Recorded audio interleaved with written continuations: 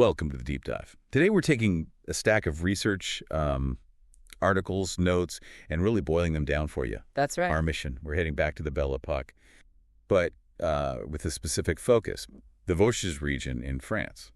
Fascinating area. Yeah, the goal is to sort of peel back the layers. Yeah. Uncover how things you wouldn't expect, luxury spa towns, heavy industry, even raw material extraction, how they were all, tangled up together. Deeply intertwined. Exactly.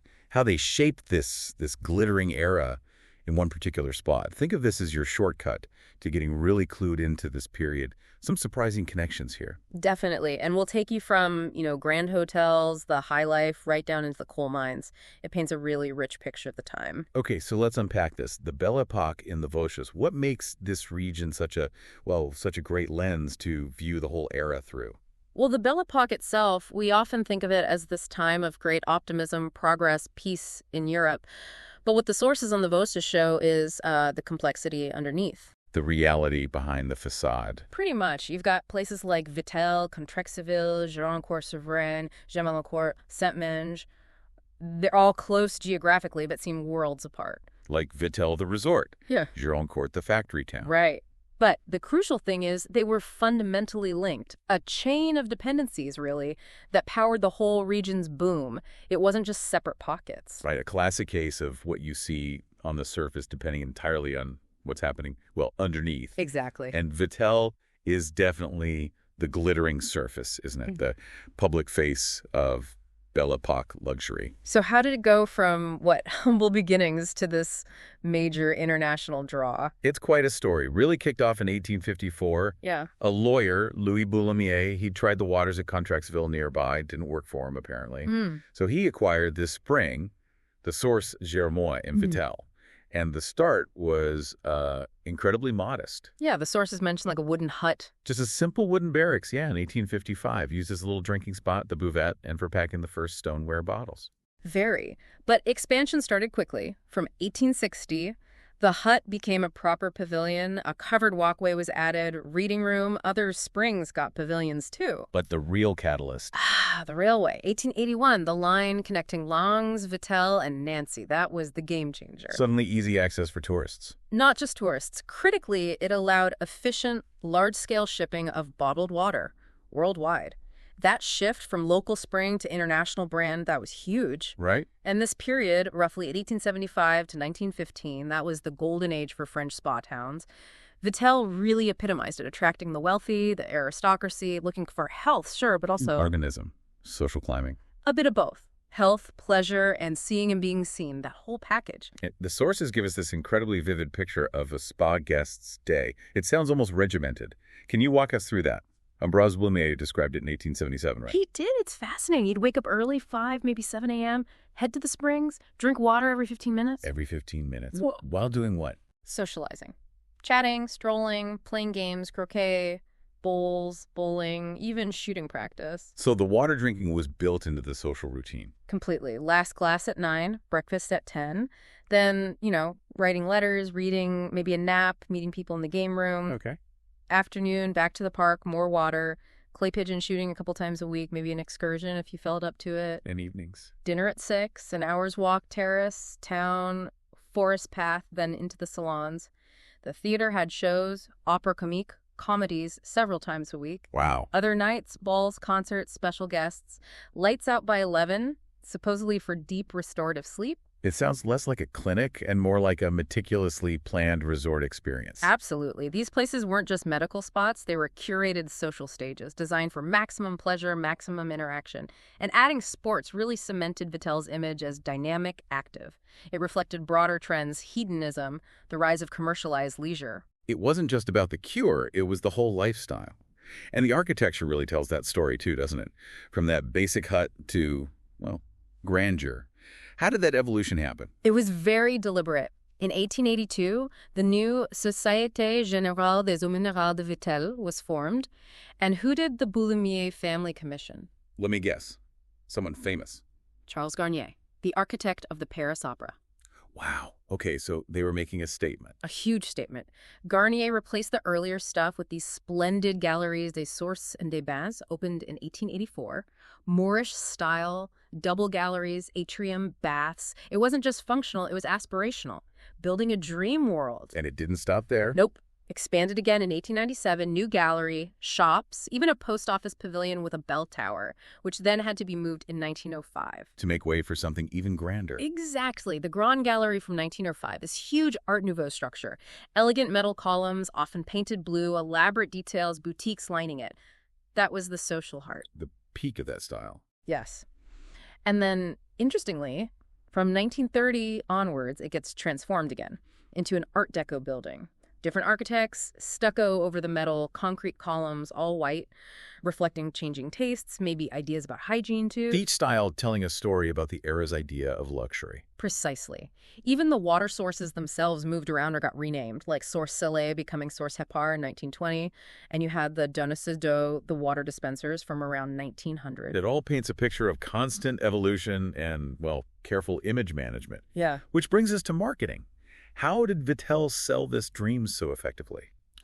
Technology helped massively here. Lithography. It made colorful, high-quality poster printing possible on a mass scale. A revolution in advertising. Totally. And Mattel jumped on it early. Huge poster campaigns around 1900, often using big Parisian agencies like Havas. Ooh, these posters would have been everywhere. All over advertising columns in major European cities, likely. Havas did everything. Market advice, design, printing, placement. And the style. Very Art Nouveau, I imagine. Classic Art Nouveau. Organic, curvy lines inspired by nature, often featuring these idealized women, glamorous, modern, draped in flowing lines, surrounded by floral patterns. Like that 1905 poster by Hugo Deleuze you mentioned. The lady, the child, the dog. That's a perfect example. It shows elegant people, grand buildings, lush nature. It's pure idealized utopia. What's not shown is key too, right? Absolutely. No construction sites, no hint of industry.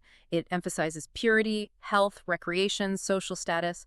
And the posters didn't just show the spa. They highlighted the casino, theater, horse racing. They even advertised the easy train journey from Paris. Selling the whole package, a first-class destination, not just a cure. Exactly. It was strategic, selling a carefully constructed dream, a refined utopia, and it very effectively masked the industrial realities needed to support it all, shaped that perception of the Belle Époque as just beautiful. And part of that package was avoiding boredom. You mentioned sports earlier. Right. Vittel understood this perfectly. They proactively built facilities. Shooting ranges 92, lawn tennis 95, a racetrack 1903, golf course 1907. So sport became another marker of elite leisure. Yes. Prestigious, fun, fit right into the atmosphere.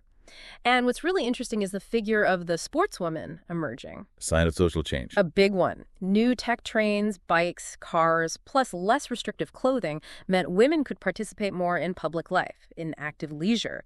It shows how economic drivers, like meeting elite demand for fun, meshed with social shifts, like women's emancipation. Commerce and social change feeding each other. It's a fascinating mix. But underpinning all this luxury, all these activities, was the water itself. And getting it into bottles, that started small too. Incredibly small. Manual bottling began 1856, right there in that first wooden hut, using square stoneware bottles sealed with porcelain stoppers, rubber gaskets. Labor-intensive. Very. The shift to glass bottles and more modern bottling came with the first real plant in 1875.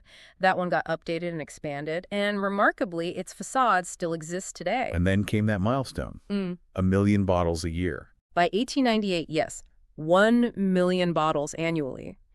And that figure isn't just impressive, it directly caused the industrial expansion into glassmaking nearby. They simply couldn't source enough bottles otherwise. Demand driving supply, quite literally. Exactly. They built a second plant in 1904, but it was too close to the spa park. Guests complained about the noise. The delicate sensibilities of the Kurgasts. Indeed. So a third, much bigger industrial plant was built between 1911 and 1913. Single story, set further away to keep the peace. And that building had quite an afterlife. It did. Later became the Palmarium, storing palm trees in winter, and then from 1936, a swimming pool. Vittel just kept growing its bottling capacity, eventually becoming the world's top mineral water brand in 1980-81.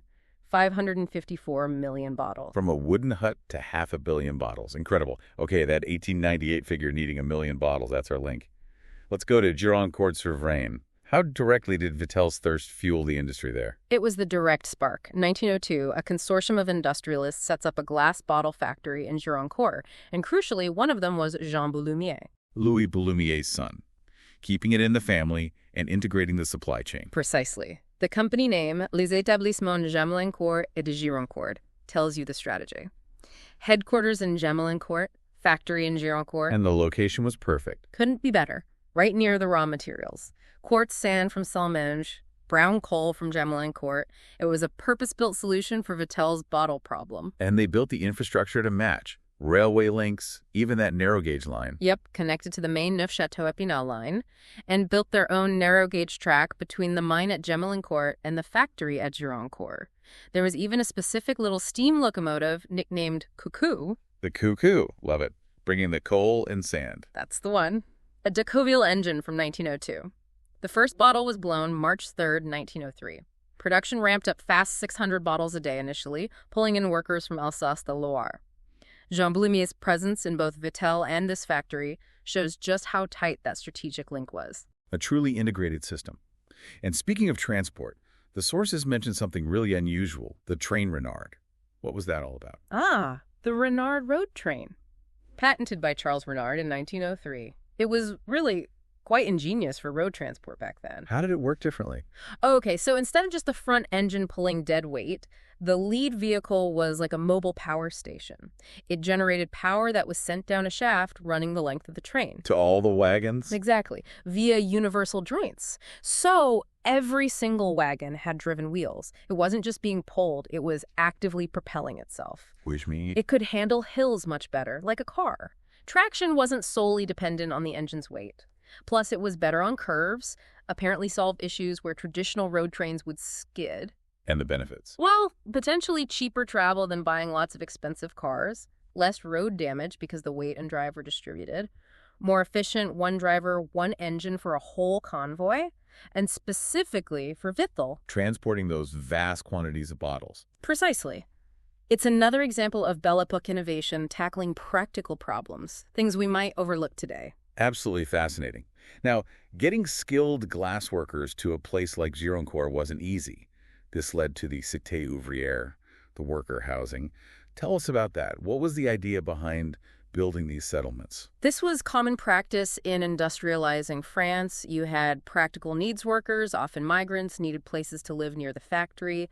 But there was also a strong element of social control. Keeping the workforce happy, or maybe just manageable? A bit of both, leaning towards manageable. In Gironcourt, the housing was close to the factory. The owners hoped offering a nice home would keep workers out of taverns. Where they might get unruly ideas. Or organize, exactly. It was paternalistic care, certainly, but the underlying goal was securing a stable, profitable workforce, keeping them loyal, keeping them there. But you mentioned a paradox earlier, concentrating workers like this. Yes. It often backfired on the owners in the long run. While they aimed for control, putting all the workers together actually fostered a stronger sense of community, collective identity, and ultimately union power. So the Cité became a crucible for organization. In many cases, yes. These workers often led major strikes later on, like in 1936. But within the settlement itself, there was real community. Mutual aid societies for illness, helping each other with chores, gardening. Management provided some support too, like free medicine. And the housing itself showed the hierarchy. Clearly. You had basic terrace houses, probably for the unskilled guys. Then nicer, four-family houses with separate entrances, little gardens likely for the skilled glassblowers positioned closer to the director's villa. Status was visible. And they built other amenities too. Yeah, a co-op store for cheaper goods, a school, even a cinema, all part of keeping the workers reasonably content and tied to the company ecosystem. A whole self-contained world, almost. But none of it runs without fuel. Let's look at Gemmelaincourt and the brown coal. What's the story there? Gemmelaincourt had its golden age between 1903 and 1912. About 100 workers employed. Producing a lot of coal. Over 20,000 tons a year. Mostly for the Gironcourt glass factory, plus a cotton mill in Mirecourt. But the mine didn't last indefinitely. Ran out. Or the coal wasn't great. Both, really. The deposit was exhausted, and the coal itself was, well, tricky. Brittle, high in ash. It really only worked well in those specific glass furnaces. Not a top-quality fuel source overall. But perfectly suited for that specific need, tying it again to Gironcourt and Vittel. Absolutely. The mine existed before, but it was that 1901 decision by the industrialists specifically to use Gemmelaincourt coal for the new Gironcourt glassworks that scaled it up. That same company, Les Établissements de Gemmelaincourt de Gironcourt. Right, headquartered in Gemmelaincourt. They ran the mine, a sandstone quarry near Menge for the sand, and the glass factory. It was all one integrated operation driven by Vittel's bottle demand. And they invested heavily in the mine. Significant investment. Built a coal sorting and washing plant right at the mine entrance, powered by a steam engine. That engine also powered a dynamo for ventilation fans and lighting, plus the narrow-gauge railway, worker housing 24 units in Gemmelaincourt, and an office building. Some of those buildings are still there today. Witnesses to that industrial push. What about the miners themselves? What were their lives like? Initially, it was often local farmers doing the mining without much expertise, but from 1902, when the company ramped up production, they brought in skilled miners from proper mining regions in France, the Cevennes, Saône, and Loire. And conditions were tough. Sounds brutal. The sources mention suffocating heat deep underground, incredibly cramped spaces, working kneeling, or even lying on your side for hours. Grim. Yet despite that, the mining family seemed to have had a certain status in the local community. Relatively prosperous, apparently. They could afford chickens and rabbits from farmers, frequented the bistros. Their wives were envied, which suggests a better standard of living than many locals. Interesting contrast.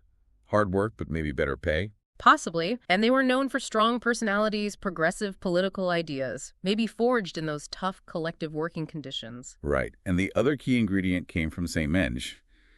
The sand, primarily. Right. But also coal. Historically. Exactly. St. Menge is the truly extractive part of the story. Less visible than Vittel's luxury or Gironcourt's factory output, its main job was digging stuff out of the ground. Sand and brown coal.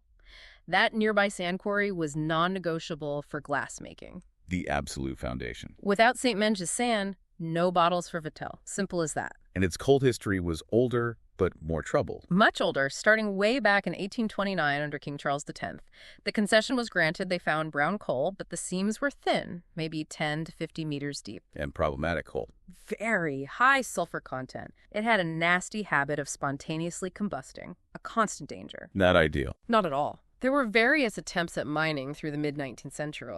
But disagreements and difficulties led Baron Putin, a key figure, to abandon St. Menge in 1852 and focus on Gemmelaincourt next door, where the coal seam was better. So St. Menge's coal mining was sporadic. Very. It only really picked up again briefly during World War I due to fuel shortages, then faded out by 1922 with another tiny blip during World War II. Its main consistent contribution was the sand for the glassworks. Okay, so we have this whole interdependent system humming along.